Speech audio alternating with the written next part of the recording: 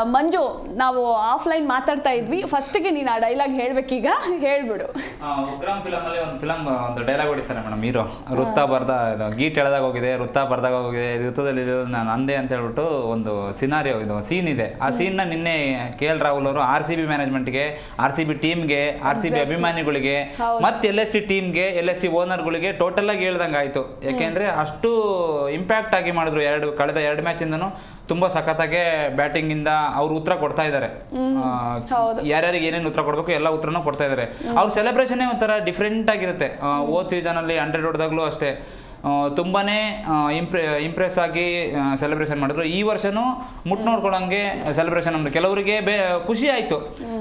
ಹೆಂಗೆ ಅಂದ್ರೆ ಈ ಕಡೆ ದತ್ತುಪುತ್ರರ ಆಟ ಆಯ್ತು, ಈ ಕಡೆ ಡೆಲ್ಲಿಗೆ KL ರಾಹುಲ್ ಹೋದ್ರೆ ಡೆಲ್ಲಿಯಿಂದ RCBಗೆ ಕೊಹ್ಲಿ ಬಂದಿದ್ದಾರೆ.